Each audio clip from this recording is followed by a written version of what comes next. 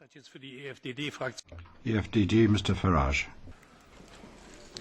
Well, Mr Barroso, 10 years we've been trading blows in this Parliament, and indeed I'm the only person on today's speaker list that was involved 10 years ago. And I found you, I have to say, for the vast majority of that time, very civil, but often bemused by what I've had to say and by events in Europe as they've unfolded. In fact, I remember the first speech I gave. You presented your new Commission, and I pointed out to you that your nominee from France, Mr Barroso, was in fact a convicted embezzler who had received a 2-year suspended prison sentence and been barred from public office.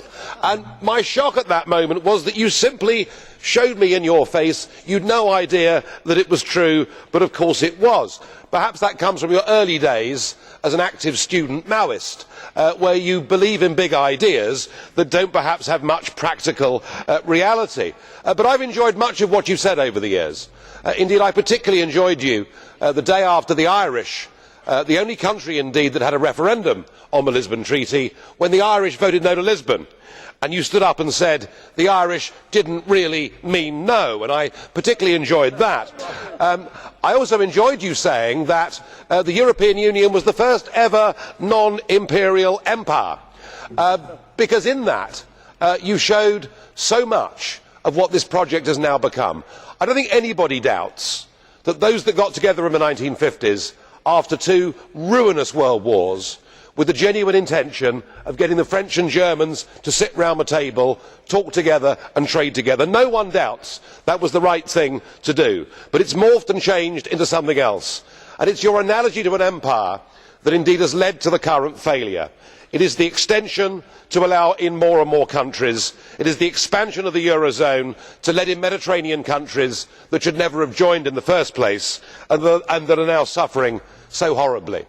So I view you as a fantasist, but at no point have I ever implied that you were dishonest. You're not. You're very honest indeed.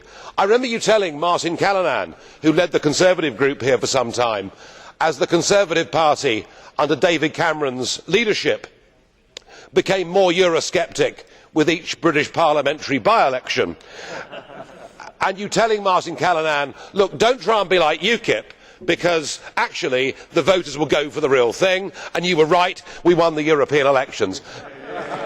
But thank you for last Sunday, thank you for appearing on British television, thank you for confirming that the real fantasist isn't you, it's David Cameron, the British Prime Minister, who pretends that we can restrict free movement and remain members of the European Union. You made it clear that he was wrong, he was deceiving the British people, and you made it clear that you were the boss and not him. And for that I thank you and wish you a very happy retirement indeed.